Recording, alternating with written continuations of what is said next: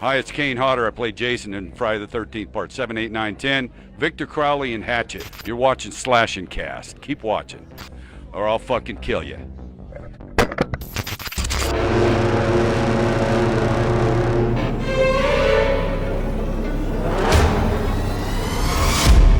Welcome back, horror fans, to another episode of Slash and Cast, the show that brings you all of the biggest horror news of the week every week. We are your hosts. My name is Riley. My name is Nick. Boy, was it an exciting week again, because CinemaCon was this past weekend.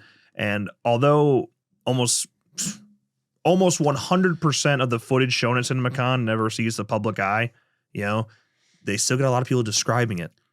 And that's good enough to hold me over. It's also April Fool's this week. Yeah. That was...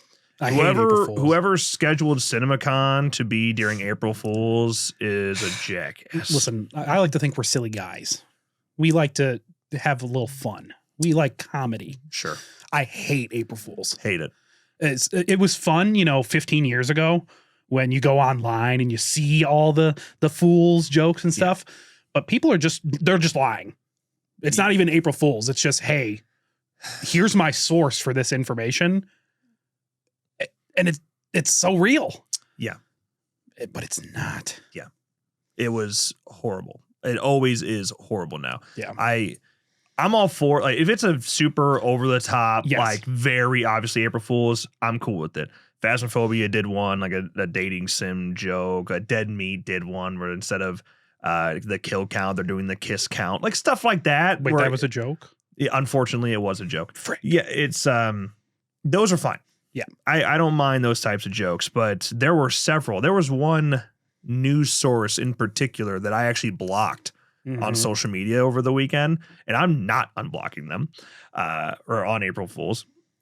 That they 4 times, or I think it was 5 times on the very exciting things that people have been dying to have announced. They did April Fool's jokes for, saying they were at CinemaCon. Yeah, and crediting real sources. And then only one of those 5 did they say April Fool's to in a reply. Right. And I was like, fuck you, I'm done. And I blocked them. And I never want to see a post from them again. Like, go to hell. It was so frustrating. Yeah, you have to make it clear it's a joke. Yeah. Literally put at the bottom of your post, source, April Fool's. Yeah. But no, they were tagging like Deadline and shit like that. That's where it just goes too far, especially during CinemaCon when we're actually, trying to. Yeah, we're sitting here, trying to find news, and you're just baiting the shit out of people, engagement baiting. I hate it. I hate it so much, but insubordinate and churlish. Today, we're going to go over the real news that came out this week, none of which were April Fools. Okay. Kicking things off with The Conjuring. All right. The upcoming Conjuring film, Conjuring the Last Rites, is meant to be, we were told for a long time now, that it was the end of the Warren story. It was supposed to be the last film with Patrick Wilson and Vera Farmiga, the end of the Conjuring universe. Well, now it seems like it's not even close to the end. As a matter of fact, it's just the end of the phase 1 of the Conjuring universe, which quite the phase. It's been 11 years. Yeah. I didn't know The Conjuring was Marvel. They, can't wait for the Conjuring Infinity War. Yeah. When all the demons fight each other. Honestly, could be cool. That's phase 3. All right. We're just getting to the end of phase 1 here. Yeah, we'll get there. That's in 20 more years. Yeah, we'll get there. New Line Cinema CCO Richard Brenner indicated what's actually ending, like I said, is phase 1. He said, so while this is last of what we call phase 1, we are hopeful that we can make more. Phase 2 is to be determined. Now, there are already 8 films in the Conjuring universe. You got the Conjuring films themselves, but then The Nun, Annabelle, etc. It's the sequels to those films as well. And yeah, they just keep on coming. And I get it. It's made a ton of money, right? They've been milking the thing as far as they can. It's the same way Blumhouse continues to keep Insidious alive and other IP. If it makes money, why not? And I didn't hate The Conjuring 3. That's The Devil Made Me Do It, right? Yeah, I know a lot of people didn't like it. I didn't mind it. It's not even close to 1 and 2. No. I agree with that, but I still think it outshines most of what we've seen inside of the Conjuring universe. Yeah. Which isn't saying much. I understand that too. So, my hopes are high for Last Rites. I love Vera Farmiga and Patrick Wilson. I think they're great.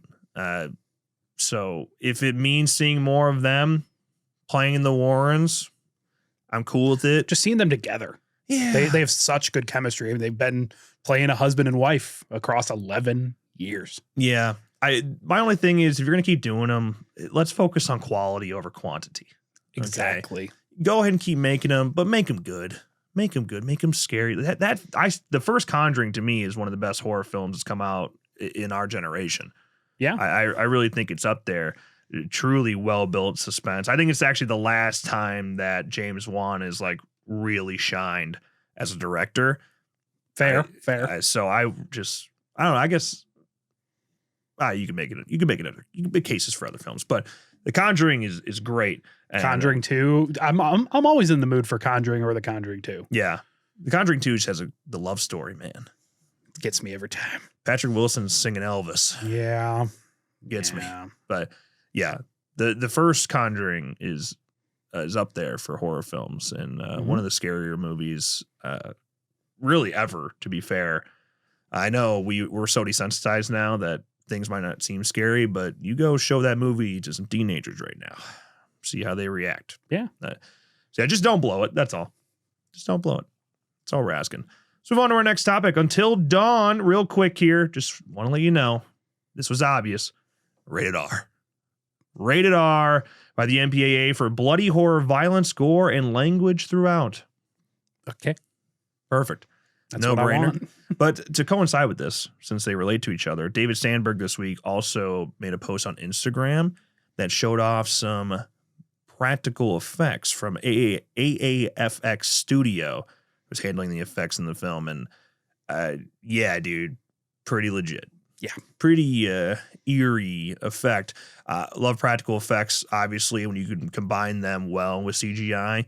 You do something pretty cool. David Sandberg, the reason I'm excited for Until Dawn, a lot of people aren't, because they're going a different direction than what the game is. It's not beat for beat the same as the game.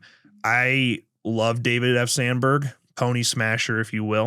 I love him. Been watching him for a long time before he ever blew up and went to Hollywood. So I have faith in him. For him to be the one taking on Until Dawn, I'm in. And putting an emphasis on practical effects makes it even cooler. Absolutely. There you go. Until Dawn. It's this month. We're there. April 25th in theaters.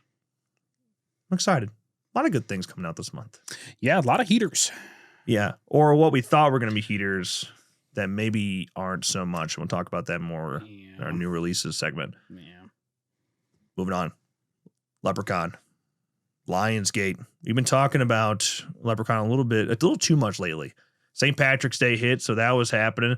Then Saw was canceled, but not canceled, but also Leprechaun's still happening. Just so you know. Now it's all the way back in June of 2023, which is, I can't believe it's been that long. Yeah. And originally, Felipe Vargas was hired to direct this next film. But Bloody Disgusting found out from their sources this week that Felipe Vargas is no longer directing the new Leprechaun movie for Lionsgate. Haven't brought in a new director yet, at least that we know of. But since it just happened where we're like, Saw's canceled. And then we find out it's not canceled. But then there was like, but we're still doing Leprechaun. Right. But then a week later, it's bad news. They don't have a director. So Lionsgate, one person is just saying, yep, we're doing this. Yep, we're doing this. And the other person is like, we're not. No. Yeah, and they just keep leaking conflicting information over there at Lionsgate. Yeah. So will it even happen? Who's to say? Don't hold your breath for anything from Lionsgate right now, apparently, because it's not clear what direction they're going. They're figuring out over there. I think after Borderlands, they were like, oh, it's shit. Just the SpongeBob inside SpongeBob's brain with the fire and everyone's running around. Everything's on fire. Yeah, they're just trying to figure out what is really going to make them money. I don't think that answer is Leprechaun, to be clear. Saw has way more potential. Saw 11 has way more potential. Absolutely. But if you want to try again, fine. We'll take the 9th installment in the Leprechaun franchise. Maybe we'll go back to space. I think that movie might be underrated. I don't mind. Is Leprechaun the worst in space movie there is? In space horror film there is? No, Hellraiser. Hellraiser might have handled it like one of the best. It did not resonate with me. It's weird. Oh, for It's sure. a super weird combo, but they kind of made it work. What's the best then? Jason X. Absolutely. No doubt about it. Yeah, I mean, it's probably the most fun to watch. Yeah. Well, I guess if you're really going like IPs that it kind of made the move to space and can work would be Predator, but you know, that's just because of Alien and Yeah. Insubordinate. Mike Van Ways wrote the screenplay with Roy Lee producing this next Leprechaun film. They still don't have a director anymore. That's all. And honestly, Felipe Vargas was like, that was where the hope came from. Right. Oh, okay. We could maybe pull it off then. But now who knows? Is Zach Kreger's in there maybe? Ooh, maybe. I think Zach would want to do what Zach did, what Zach Lipovsky did, which is just really change it up, lean into the horror, get really weird. I think he would do a better job of that. And Not hard. Yeah, and not just make it a creature feature. Right. You know, but I think that's what Zach Kreger's would want to do. Yeah. I don't know, man. I really do enjoy the silliness of Leprechaun. Yeah. Is it time to let Hornswoggle have his chance to really play the Leprechaun? Maybe we get Hornswoggle, Dylan Postel, and Warwick Davis. You know, Dylan Postel is doing a meet and greet at WrestleMania for WrestleMania week. Yeah. Dude, Let's go. it's like his first event in 10 years. Let's for go and WWE. let's talk about Leprechaun. Yeah, okay. I'm sure he'd love that. We can't even afford the rafters, brother. We can't afford the gas to drive there. We can't afford the parking pass, you know? Yeah. Okay, moving on to our next topic. I know what you did last summer. We said a teaser is due, man. We're getting close to one. Now, one actually did show at CinemaCon. Of course, like I said, we don't have the footage. It probably this teaser will probably be the one that they release this month, which it sounds like that is happening at some point in April. Yeah, We'll maybe have a week after CinemaCon. Yeah, Sounds about probably like when this Right. episode comes out. that would be fun, right? That's the life we live, man. Yeah. But yeah, but they did get a teaser there. Apparently got a big pop.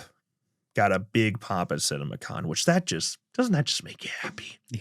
I know which last summer in 2025, getting a pop from a random crowd at CinemaCon. I mean, we're giving it a standing ovation every other day when we watch it here. Yeah, I almost watched it again yesterday. By the way, I I looked at it because you know how it auto plays a trailer on Netflix. Every time it's her open in the node, and I'm like, I might have to watch it. But if I watch, I know I have to watch. I still know. You know, make it an evening. Skip I'll always rewatch. I still know again. Right. Yeah. So let's go over this trailer. This is courtesy of Entertainment Weekly to kick things off here. They said the footage from the sequel starts out with a scene between an idyllic young couple played by series newcomers Madeline Klein and Joshua Oprin. Apparently, Klein's character has had a rough day, so her beau tells her to go take a meditative bath, which her bath bomb conspicuously happens to look a lot like blood. Nice. I had one of those blood bath bombs. I think Terrifier did branded ones. That's if they did, good marketing. Yeah. Now, while she does, Oprin's character downstairs is harpooned by a cloaked killer who is shown wielding what else? A hook. As the footage reveals, all of the killing probably has something to do with a group of 5 young friends who, a year earlier, were involved in a deadly car accident and made a pact to cover it up. But then, Freddie Prinze Jr. shows up at a town hall of some sort to remind everyone ominously that this isn't the first time there has been violence like this in Southport. Apparently, that got a hell of a pop when Big Daddy Ray showed up. As he should. Yeah. But then, an even bigger pop occurred when Jennifer Love Hewitt shows up for just one iconic line, asking someone, I just have one question. What did you do last summer? Dude, I would have been up on my feet. Yeah. And then from there, The teaser ends with several quick cuts of the hook-wielding killer doing some slashing. I just want to see it. I want to see it so bad.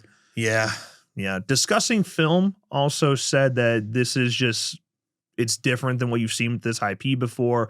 Very brutal, very gory. Seems to be a big emphasis on the gore side of things, which I think in 2025, that's what it's going to take. Because yes, you do need to hit the nostalgia people. You got to hit us. Yeah, right. So you went and got Jennifer. You went and got Freddy. All right, we're in. Then you have to go try to grab the Terrifier fans. And what that is, that new generation of horror who are really leaning in, that want brutal kills. And Freddie Prinze Jr., we talked about it, said in an interview that like these kills are different, man. Like this is the real deal. Like it's brutal. I'll take it. Just show me the teaser, please. Yeah. My DMs are open. Okay. For the trailer. I'll message Freddie. Okay. Maybe if we pitch it right and don't show Freddie or Jennifer any of our actual numbers and the views we get, we could hit them up for marketing reasons and they'll come onto the show. That's true. Only if she sings How Do I Deal while Freddie walks into this room wearing the wife beater. I would do anything. Here's the thing. A lot of these celebrities, they like to do interviews where the interviewer is actually a fan. I'm telling you right now, I'll die in this hill. In terms of people who do interviews and podcasts like this, I would challenge anyone to see if there's a bigger fan out there. Correct. Of 1 and 2. Correct. You know who is going to get the interview? Perry. You know Perry? Perry Nem is it Nemiroff? Oh yes. Yes. She'll get the interviews. Yeah. I'm sure Dead Meat will too, which okay, we can accept that one. That's fine. But could you come and sit in our man cave? I will. We'll replace the posters back here on this wall here. I will pay for the travel. Really? No. Oh. I mean, actually, if they were like, yeah, if you pay for their flights out here, I would go get another credit card or something. We'll figure it out.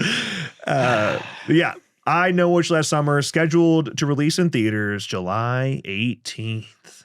I'm so excited, man. Yeah. I should be lowering my expectations, but I just can't. It's hard. It's so hard. It's so hard. Scream 7 doing the same thing for me. Yeah.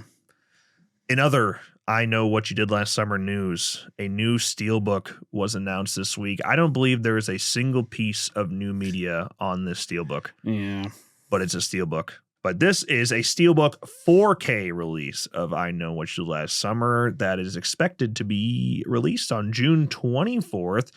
What it includes on the 4K disc, you get a feature scan, of course, in the original camera negative, presented in 4K resolution with Dolby Vision, Dolby Atmos audio 5.1. Special features include 6 deleted scenes, the alternate ending, My Own Summer, an interview with director Jim Gillespie, He Knows What You Did, an interview with Muse Watson. And on the Blu-ray disc, high definition, again, Dolby 5.1. Special features include filmmaker's commentary, director's short film Joyride with optional commentary, Now I Know What You Did Last Summer featurette, music video Hush performed by Kula Shakar, that's not spelled right on here, and theatrical trailer. I listen to Hush like 4 or 5 times a week. I think I'm up to once a week. Those are rookie numbers. Those are rookie numbers. Yeah. It's simple. They stick with that blue art, that iconic art, which is fine. I'm cool with that. The back though, with Ben Willis on there, hot. It's cool, man. Sold me immediately. Inside being the note, simple. I dig it. Mm-hmm. I'm in. Like I'm telling you, the second I can't order it, I'll be ordering it. Same. I got the money set aside. Yeah, being a movie collector, horror fan, it's a tough life we live. It's not a want. It's a need. It's a need. Yep. Okay. Another CinemaCon news. Universal dropped a few bombs for horror fans. Not just Universal, but Blumhouse. Let's start first with the big one that everyone's looking forward to, Five Nights at Freddy's 2. Now, they just gave us a teaser trailer. It's not very long. Link in the description. Check it out. I'm not nearly as excited for the second one as I am the first one. I don't know. The first one was all right. I think for PG-13 horror, it's It's all right. I definitely had low expectations. And they exceeded those low expectations. It really wasn't that bad. I just keep forgetting that we're getting a second one. I think even a third one is confirmed. Yeah, there's so much more lore they can go into for Five Nights at Freddy's. Right. And I think I was okay with the movie. The only thing that threw me off about the first one is that tonal inconsistencies were a little weird with it. You know, like sometimes they're leaning into the horror a lot. Then all of a sudden we're sitting in a circle singing together. And it's not as bad as Borderline with its tonal inconsistencies, but it was just like, what do we want to do? Do we want to be stupid and funny, or do we kind of want to lean into the horror? From this teaser trailer, it looks like they're like, okay, we're going horror. Yes. Like, we're going to lean into that more. I was surprised. Yeah. Yeah. Didn't get a look at Matthew Lillard at all.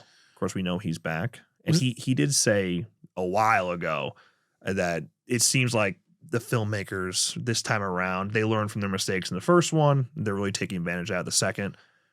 What mistakes is he referring to? I don't know. Did we hear his voice in the trailer? Yeah, it's absolutely him. Yes. I wasn't 100% sure. I thought it was.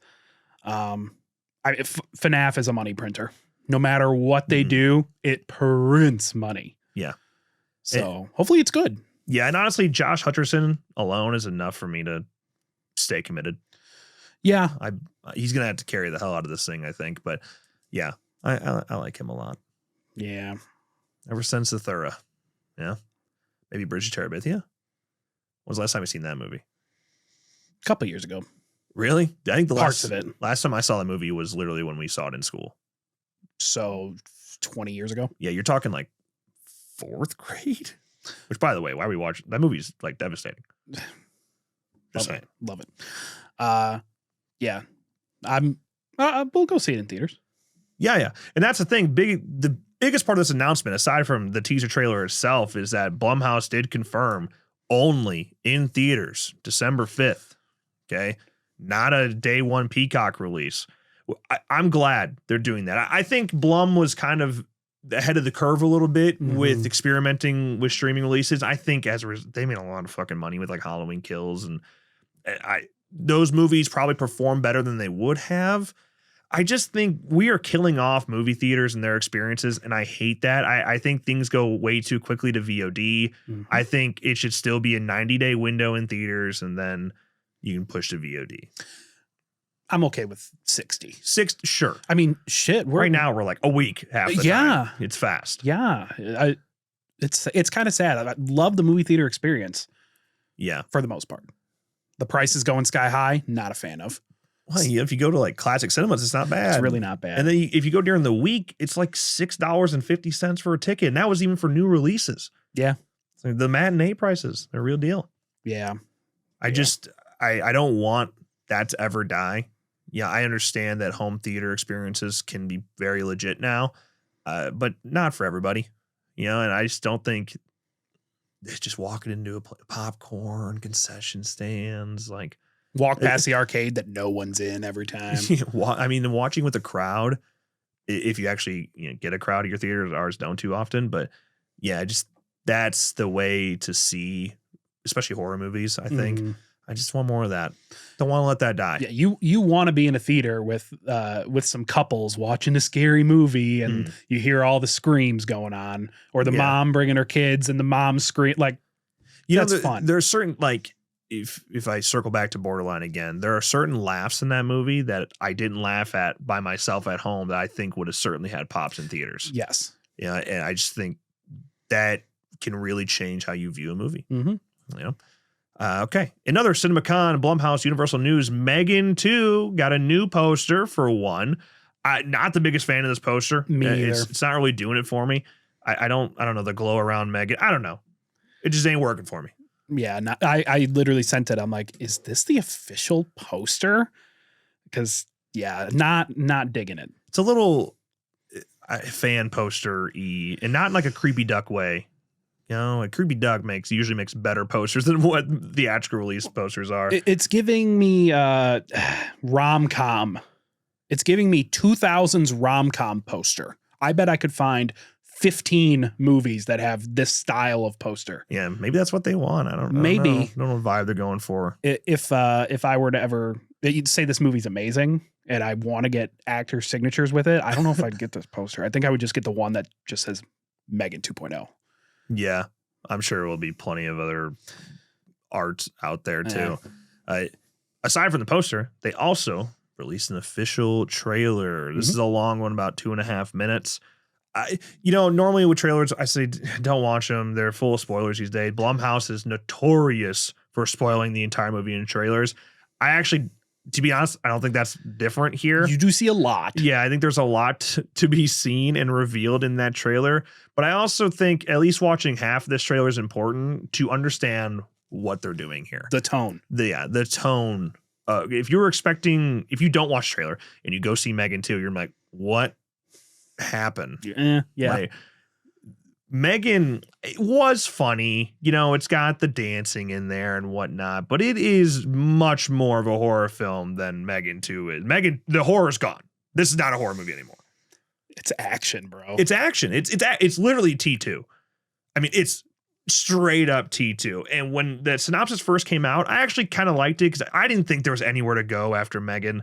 Yeah, the thing with these AI Android films, the next step after where M3GAN left us off is she needs to take over the world. Right. Like, she is taking over the internet. There is no stopping her now. And you got to go big scale for it. So instead of doing that, they was like, okay, instead of having her continue to be the antagonist, let's make M3GAN the protagonist. She's the hero. She's what people want to see. And that's what they're doing this time around. There is a bigger, scarier android. So they need to bring M3GAN back to life and have her go kick some ass. And I also like the fact that doing it this way and making her bigger, there's literally a line and it's like, also while you're at it, make me taller so they could keep using the same actress and let her continue to shine. Give me some upgrades. Okay, Yeah. What upgrades do you want? Make me taller. Yeah. I like it. It's a cool way to do it. And they are certainly leaning into the stupid this time around. Yes. I mean, literally Britney Spears. Oops, I did it again. Right. Having Oops, I Did It Again be the song of the trailer. They have like slow motion clips of her dancing from the first movie to kick things off. Like, you get the vibes immediately. It's like a funeral. It's literally a funeral Yeah. for M3GAN with clips from the first movie. Yeah. And every line she has in there is a quip. fun. Right. Every single one. Yeah. So definitely leaning into the comedy this time around. And it's an action film. I mean, she's like doing some Tom Cruise shit, man, jumping off cliffs and shit. It is. Yeah. Yeah. I'm into it. I'm super into it. I wasn't, when the second M3GAN 2 was announced, I'm like, oh God, this is what we're doing, huh? But after this trailer, well, after the synopsis, I was already starting to buy back in, and the trailer did exactly what I wanted them to do. I thought they nailed it. So there you go. M3GAN 2 will be in theaters on June 27th. Hell yeah. And last but not least, this one, I am very I'm not even conflicted. I'm actually just pretty negative about this one. Sorry. The Black Phone 2 showed some footage as well at CinemaCon. Now, it was not clear if you've seen The Black Phone, I'm not going to spoil it, but it is pretty definitive. Like, there should not be a sequel. I still don't think there should be a sequel. It was a perfect one-off movie. It ends in a very definitive way. We're good. I have not gotten around to watching The Black Phone yet. never. Everyone, it is at the tippy top of my list. Now I hate you. I haven't seen it yet. You're going to go home tonight and watch it. Okay. Okay. All right. Sure. Yeah, but it's definitive, man. Like, it's a one-off movie, and that's the way it should be, but it made money, so they're like, well, we'll find a way, god damn it. Well, this first footage from Black Phone 2, screen rant recap here, okay? Teaser begins with a payphone/phone booth off the side of the road in winter. Finney is walking and sees a payphone and stops. We then see 3 photos being placed on the table, and then it cuts to Gwen inside an apartment with someone very slowly and loudly walking down the stairs. Later, Finney answers the phone and the grabber appears on the outside. Hello, Finney. Do you think our story was over? You of all people know that death is just a word. Finney is shown in the phone booth a lot, with scenes of other kids being attacked and nearly murdered. It's pretty much like Freddy Krueger now. It's like, okay. But then, keeping it going here, discussing film also said, the grabber, Ethan Hawke, is hanging around in the afterlife, out to make their life a living hell. The rest of the footage is pure nightmare fuel. There's a striking image of the grabber ice skating towards the camera in slow motion. And then they also said that now the grabber can make children hallucinate incredibly cruel deaths from the afterlife. Dude, what are we doing here? That's interesting. From the little that I know about the black phone, I'm like, how is this related? I think the black phone works because it's really set in a realistic world. Like, it is a realistic film. And I don't know, it's so hard to go off of how they're being described here, because everyone that has described this footage has been like, oh, he's Freddy Krueger now. And Ethan Hawke as Freddy Krueger is pretty sweet. Maybe this is a soft launch. Yeah. Because I would rather just see a Nightmare on Elm Street film, though. And this feels insanely forced to do something like this. But at the same time, other franchises have made it happen too, right? Like, if you, let's say in 2025, not knowing the Friday the 13th franchise, if the first Friday the 13th were to come out today, you buy into that movie, and then they say, hey, we're making a sequel. The little boy at the end of the movie, he's an adult now, and he's going to be the slasher we follow. That sounds dumb as shit, right? But it launched an iconic franchise, and maybe that's what the Black Phone is going to do with Ethan Hawke. Maybe he's the next big slasher. And you know, describing that footage as pure nightmare fuel, and the ability to because they are kids. Like, these are real kids. These aren't like, this isn't like Heather Langenkamp and Johnny Depp and Nightmare on Elm Street. These are kids, man. They're 13, 14 years old. And to like be truly torturing them with hallucinations, like, damn. I mean, the first one kind of does that, but if they're really leaning into that, I don't know. I'm trying not to be a negative asshole about it, but it feels very weird, but I could see how, just like F-13, turning the plot that we got in the first one on its head a little bit could launch a franchise. Yeah. Yeah. I'm definitely going to watch it like very soon, because I assume we'll get this little teaser. Yeah. So then, you know, I'll be real fresh in my opinion when it does drop. Yeah. They made it seem like this footage was like never going to see the light of day, but I feel like it probably will. Why wouldn't it? Although the nightmare fuel stuff, I was like, that's a little more exciting to me. I could buy into it being the scary part of the trailer. But there's a striking image of the grabber ice skating towards the camera in slow motion. Ice skating? What is happening there? Is he actually ice skating, or is he just like floating on the ground, floating on the sidewalk?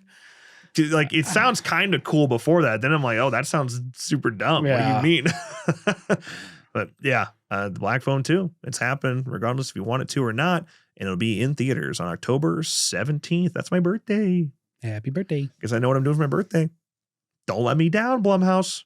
I'm getting sick of being let down. We might be somewhere else on your birthday. Maybe. Oh, that's the same weekend? So we know where we're watching it if we do go. Yeah, sure. That's fun. Yeah. But that's it. That's our topics of the week. A lot of other, figures being announced this week and some posters and things like that. But just give you the big CinemaCon details this week. More to come, I'm sure. Yeah. Yeah. I had nothing else on that. Let's move on to our new releases before we wrap up the show. Hell of a Summer comes out. It came out this weekend, came out on the 4th. Camp counselor Jason Hochberg thinks his biggest problem is feeling out of touch with his teenage coworkers. What he doesn't know is that a mysterious mass killer is lurking on the campgrounds, brutally picking off victims one by one. Finn Wolfhard.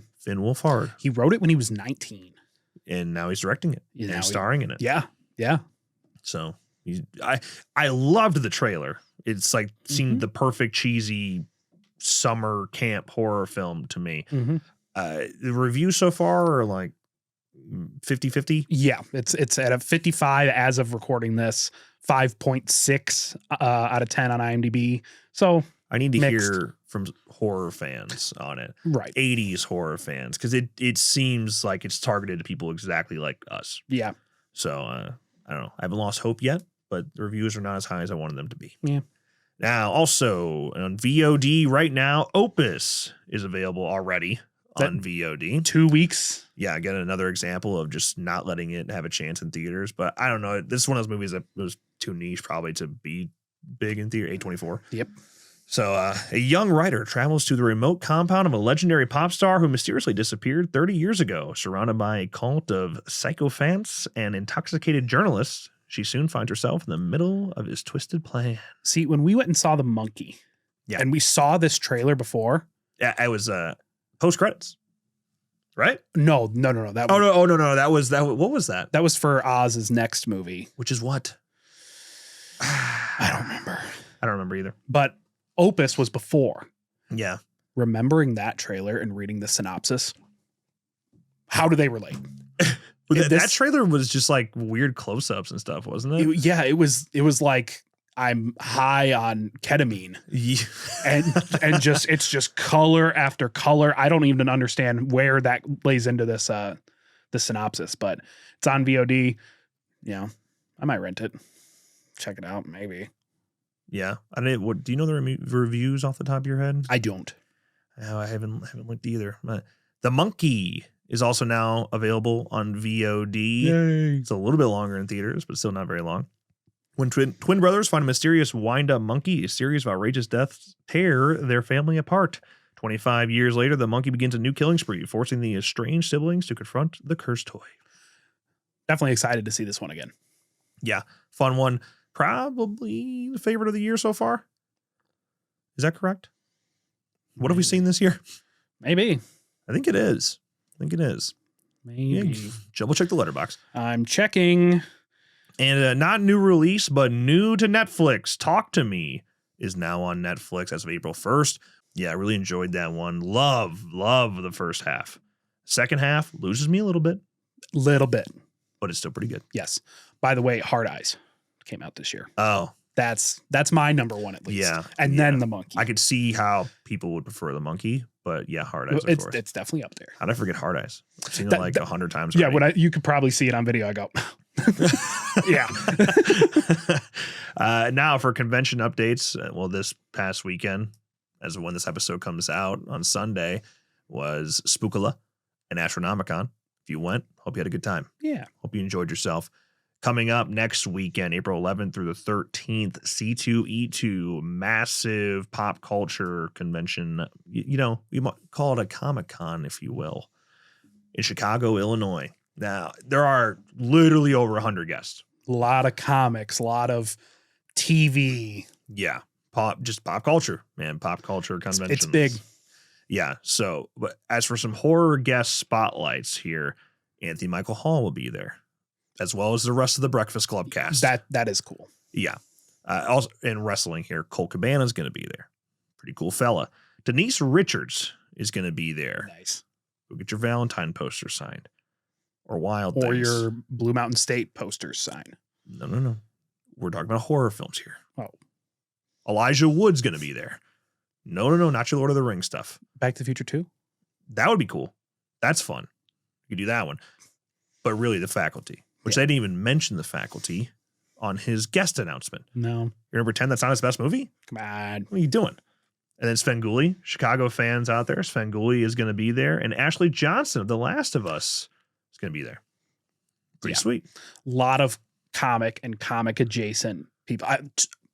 Literally 80 plus. I'm pretty sure it's over 100, man. I was scrolling for 100%. A long time. I was scrolling on that list. A lot of different comic medium guests there. A lot of movies and TV shows. The whole Futurama main cast is pretty much there. Yeah, it's a lot. There's a lot of guests there. If I would assume you would have already needed to get your hotel and tickets. Oh yeah, they sell like a year in advance for C2E2. Yeah, but if you're going, have fun. Yeah. Well, I think you could probably get passes to go, but in terms of the hotel and parking one nearby, it's good luck. It's brutal. So take the train in there. Good. Yeah, that's what a lot of people do. So, hey, there you go. There's your updates of the week. That's going to wrap this episode up. If you enjoyed, make sure you drop a like and subscribe to our channel for more episodes in the future. And of course, as always, thank you guys so much for watching, and we'll see you in the next one.